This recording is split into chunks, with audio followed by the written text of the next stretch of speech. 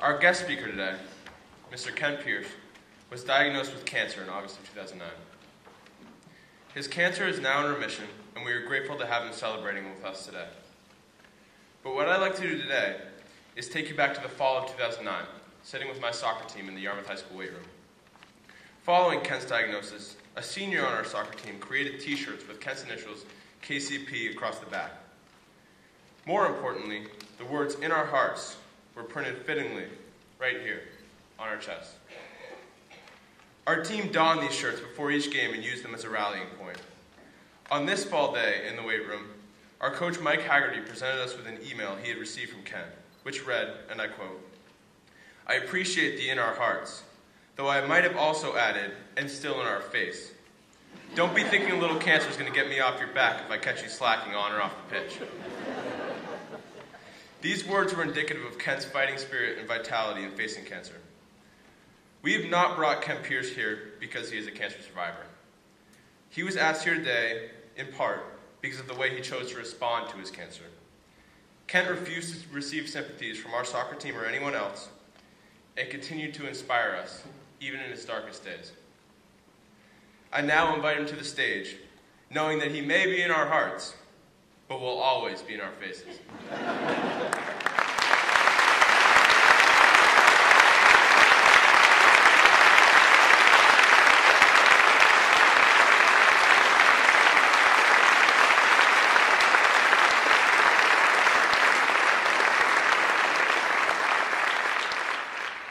Well, thank you for that introduction. Before I begin here, I'm going to need you guys to help me out with a couple of special effects, okay? When I point, I need a group ooh. Okay, let's give it a go. Ooh. Not bad. It's not quite an ooh, ooh like fireworks. It's more if I said something that was quasi-poignant. Okay, let's try it. Ooh. Okay, we'll go with that. Let's try a quick test run. When I woke up this morning, I realized it's always now. Not bad. Okay. Now, when I give a thumbs up, I need a group really. Okay. Really? It's pretty good. Pretty good. Let's do a test run on that. It's great to be following Danielle, even though she covered everything I was going to say about community, thereby cutting me off at the knees.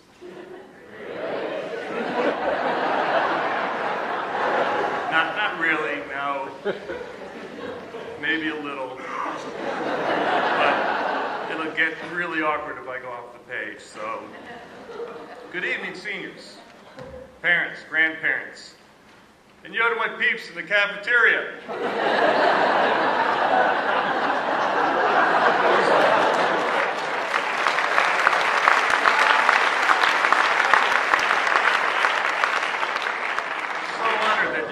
Chose me to spend hours and hours of my time missing meals, losing sleep, skipping work, trying to think of nice things to say about you. It was a real treat. Actually, I'm being kind of a sarcastic jerk here because I don't want to start crying right from the get-go. The truth is, thinking about you guys has been a moving, revelatory experience. The more I thought about it, the more I realized what an incredibly available group of kids you are. You've led us, the parents, into your lives to a degree that is remarkable, given that you're high school students, and the whole point of being a high school student is to keep us in the dark. Now, I'm not saying we're living in some kumbaya state here. Parents and kids sitting around in a circle, holding hands, comfortably sharing our innermost thoughts. And no. Actual personal interaction between you and us is still mostly guarded and awkward. In public, we're basically invisible to you. You know what I'm talking about, particularly the girls. I'll be be standing a foot away from one of you in line at plate and say, after an awkward pause, I'll say hi. And no matter who you are, your reaction is always wide-eyed, startled thing, like you didn't know I was right there, that somehow I just beamed into that space. Oh, hi, Mr. Pierce.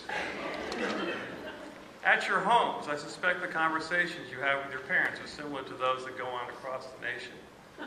Hey, how was your day, hon? Fine. Yeah, really? What went on? Nothing. Okay. You'll submit to the occasional talk. Subconsciously, you know it's the price you pay for free room and board. Or you'll throw us a few morsels if you need money, the car, or a curfew extension. But otherwise, what's the point? To open up only invites scrutiny, or worse, gives us something to gossip about. Anyway, even if you wanted to share, to connect with us, who's got the time? Adolescence is a 24/7 gig, a complicated juggling act of schoolwork and hormones, rules and emotions, urges and obligations, a time of changing bodies, changing opinions, snap judgments, slights, misunderstandings that all take place amid the ever-shifting planes of learning, liking, loving, and loathing, all the while trying to maintain this calm veneer. I'm cool. No worries. It's all good. As you tiptoe through this teenage wasteland that is Yarmouth High. Wander the mean streets of Applewood.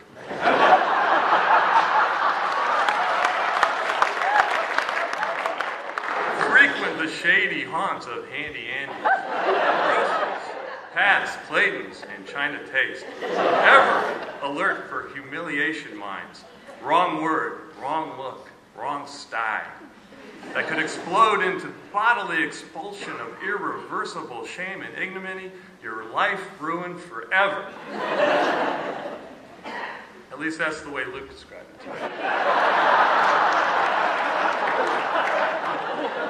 It's tough out there, we get it. There was a time when we were you, as disturbing as that thought may be. And we communicated with our parents on the same need-to-know basis as you. It's been ever thus. So what's with all this availability, letting us in stuff? Glad I asked.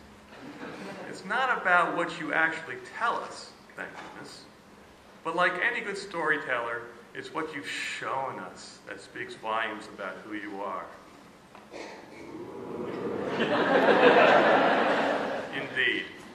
On the field, on stage, in the halls, in the classroom, and on the walls of the school, in the way you carry yourselves, your body language, the way you interact with each other, the book on you is wide open, and having poured through its contents, I've come to the conclusion that you are the most uncool group of teenagers I've ever seen.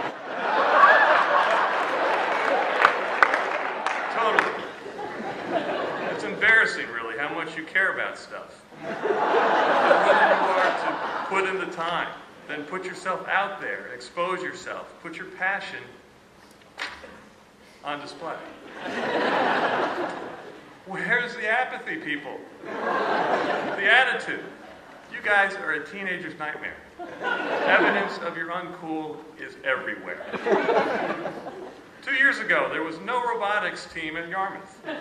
In a daunting display of uncool, Alex Hensley, Andrew DeMarco, John Druin, and Nate Steinbach not only form a team, but qualify for the freaking World Championship.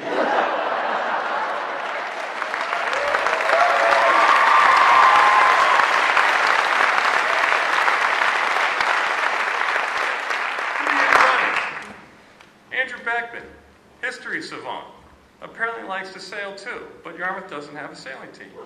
You think we're Falmouth or something? Undeterred, you formed your sailing team and come in third in the state.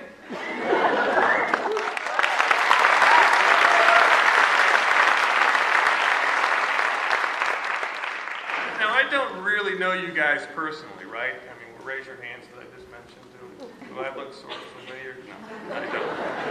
Okay, but I do know something about initiative, about the work it takes to start something from nothing and succeed. Likewise, I've never said a word to Lucy Erickson, but I've seen your artwork. Where's Lucy? Give me a wave. There, okay, excellent. I've seen your artwork. Where am I? Here we are. Okay. The whimsy in your octopus sketches, the obvious craft and humor in your blank stare Crayola portraits. She's like, really? It's of a piece with your smile, which I've just seen, and what I put in which I put up against Ali Tada and Kate Dilworth for best in class. Yesterday, I bet Lexi Pelletier couldn't have picked me out of a lineup. But when you came out on stage in an evening gown to sing an a cappella version of Hallelujah during the Senior Talent Show, you tapped into my inner Rich Smith, moving me to tears.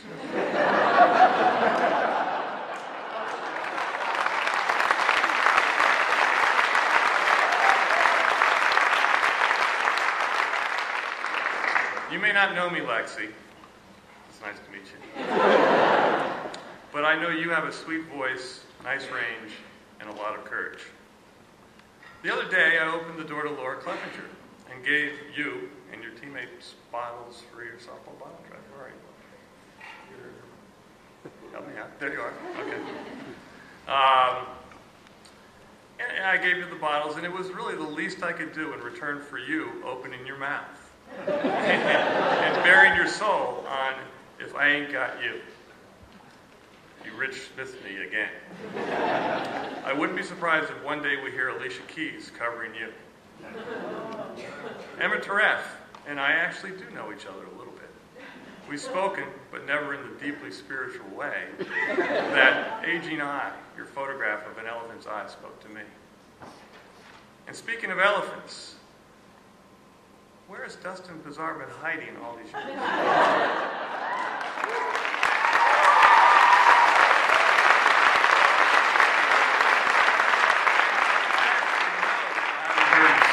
But, dude, your Elephant Man was transformative, and your Judd with McCormick's Curly in the farm shed was the most darkly comedic scene ever to grace the Yarmouth stage.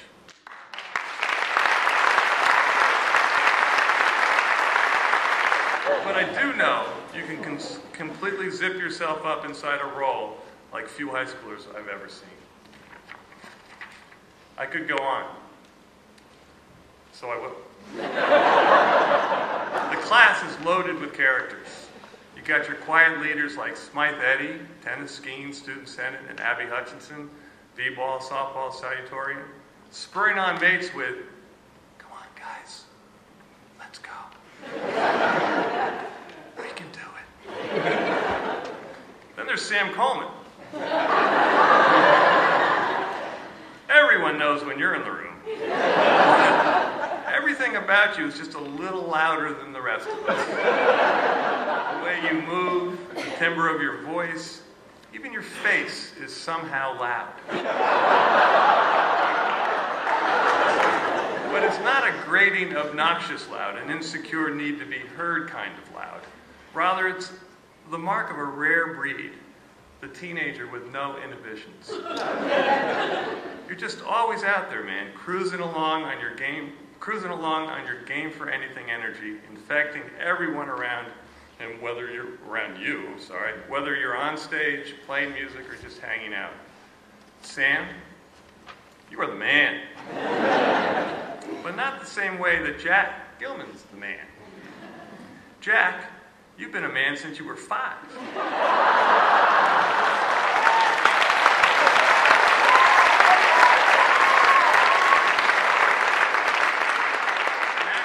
Naturally, you always got the adult roles in the kids' plays. Nevertheless, I was startled while watching you perform in The Elephant Man to see you've actually become the man you've always been. An early bloomer who's finally caught up with himself. The class also has plenty of late bloomers. Let your minds drift back to the 8th grade Connor Ertz, if you will. If nothing comes to mind, imagine a soft, pillowy figure with freckles and a 2-inch vertical leap.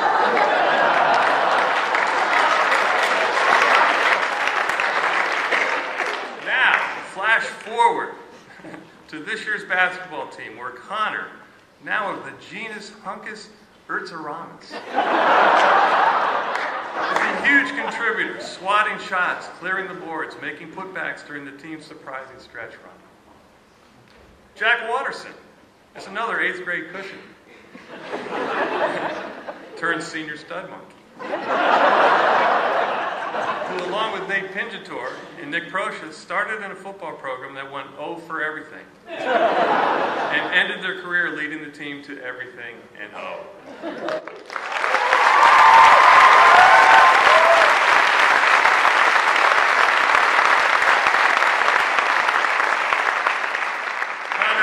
Connor Jackson put the soccer team in the state finals with a goal against Falmouth. And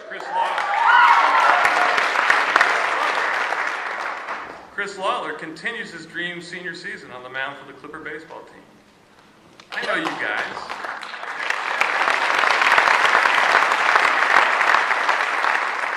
Now, I know you guys. We can sit around and shoot the breeze, but believe me, believe me, we'd never sit around breaking down the grit, determination, hard stick-to-itiveness that it took you guys to get it done. Ugh, that would be creepy. However, witnessing the moments was to be moved by them. The class also has plenty of Bens. Imagine if we somehow took Ben at Agnew and all the Bens, Jones, Nickerson, McNamara, Woodbury, and Johnson, and smushed them together into one dude. We'd have this curiously brilliant, civic-minded, event-managing, violin, piano-playing juggler.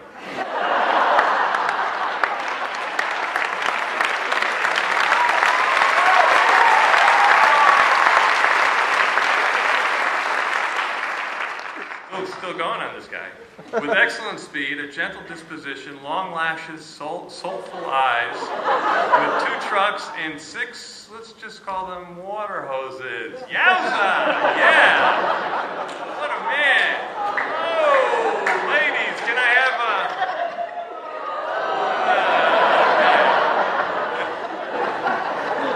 Oh, okay, that's the depth. Don't worry. I'd also like to mention the headline hogs of the class of 11. Student jocks like Becca, Bull, Danielle, Devin, Luke, and Natalie. There, I've mentioned them. I mean, what could I possibly say about any of you that the hard-hitting forecaster journalist, Michael Hoffer, hasn't already breathlessly written? Other than maybe to remind you that you're good, but not Hoffer good. However, I will remark on something you all share. You all get the team thing, the e pluribus unum, from the many come one thing. You're happy when teammates do well.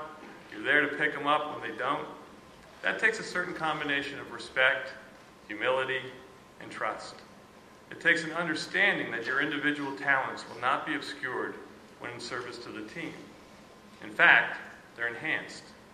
And it's this understanding that gives the kids, like the late bloomers, the room to blossom.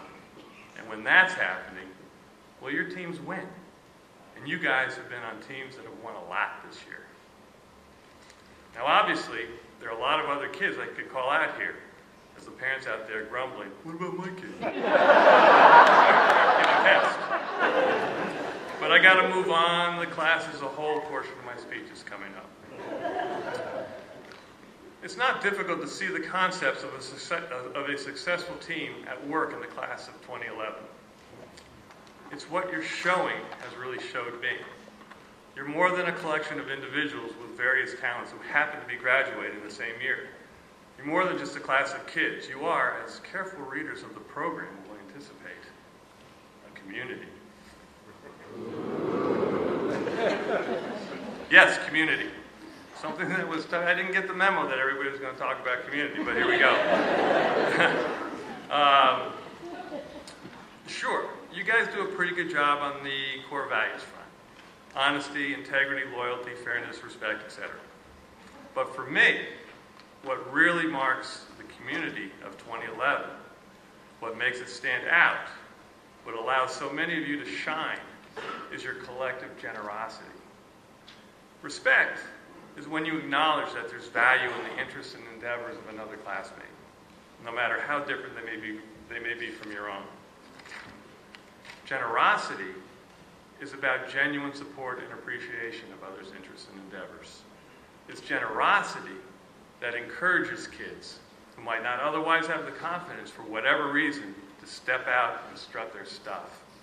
It's fantastic watching you guys root for each other. You have a stake in the outcome because you care, because you share in this community. More importantly, you give each other room to fail and try again. You guys don't revel in the stumble of a classmate. Humiliation mines have, no doubt, been tripped. And a few of those bodily expulsions have no doubt been ripped. But any ensuing hurt is mostly temporary. No lives have been ruined because it's just not your style to keep a fellow classmate down. You offer them a hand up, eventually, at least. Allowing for failure encourages risks that teenagers in more cliquish, divided, cynical environments are afraid to take. In those kinds of communities, it's safer for kids to hide behind a front of apathy than expose themselves to the sarcastic judgment of their peers. You guys, on the other hand, practically trip over each other to get out front and show each other what you got. Spirit Week speaks for itself. But how else to explain the marvel that was the senior talent show?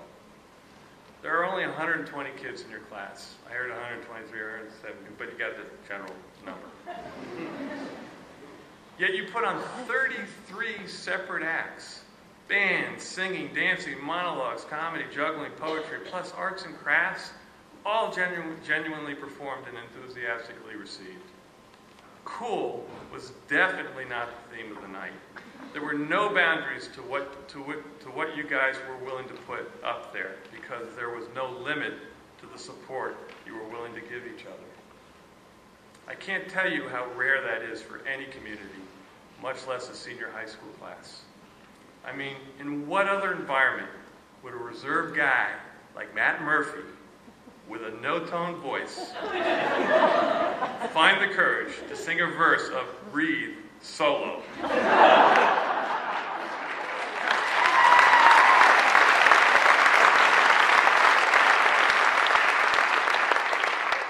Then rip off his shirt, revealing, I believe, a bare-chested note to Mariah asking her to the prom. Am I right? Did I get that right? In that same number, Davis Brown was also remarkably untethered to any sense of self-consciousness. But it's actually another Brownie moment I'd like to reflect on briefly.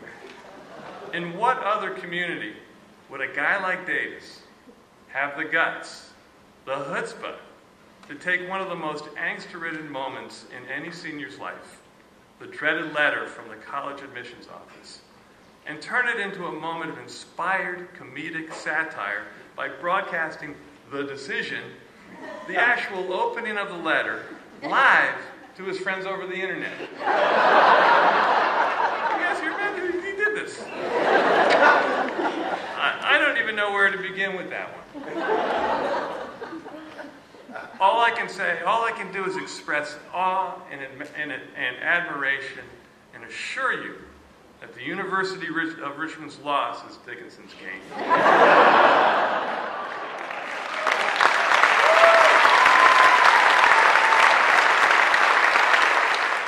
The musically minded have been shepherded by Renton, Grover, Mr. C, and Mr. Dustin.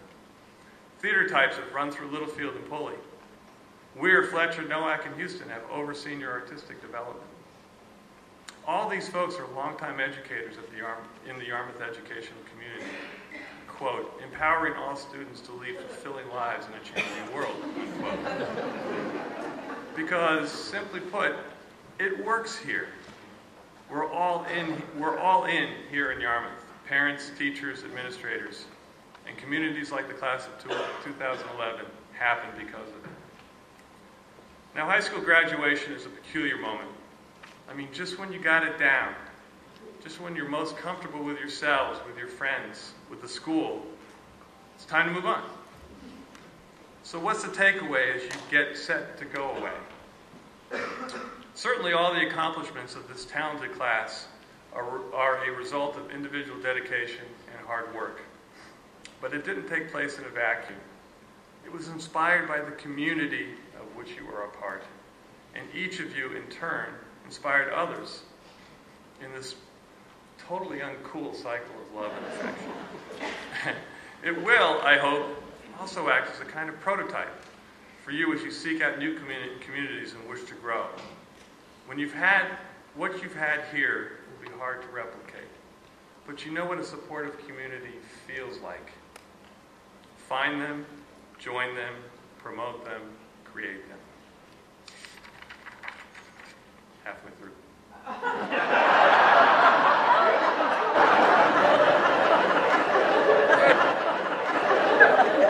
And stay generous. Every act of generosity is really an act of community creation. Also remember that generosity begets generosity, and you never know when you might be in dire need of it yourself. As Bull alluded to, I know this firsthand. I'm up here this evening because of the love and support of you guys here, and you guys out there, and you guys in the cafeteria. Something for which I'm forever grateful. I'd like to wrap up with a few thoughts for those of you who will be experiencing life outside of Yarmouth next fall. First, learn to lock. Lock your doors, lock your bikes.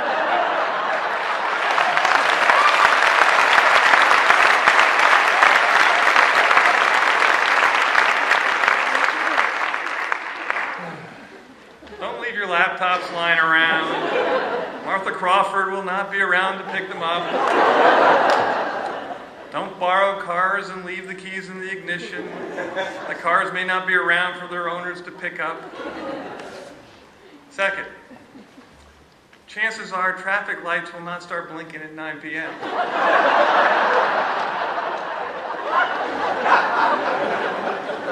Drive accordingly.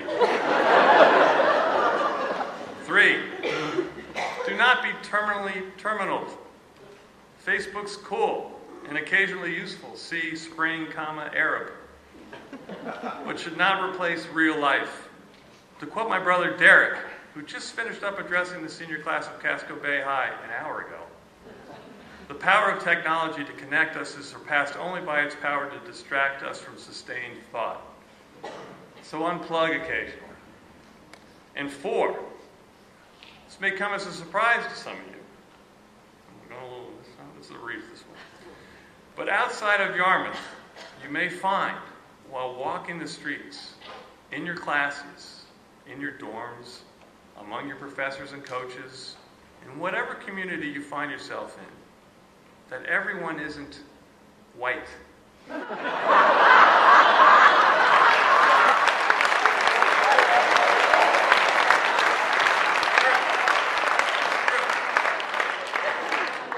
Those of you who've traveled outside Yarmouth or watch a little TV know what I'm talking about. So my point. Well, let me usher in the rarely used soup metaphor to explain in case you think I just stepped off the cliff here.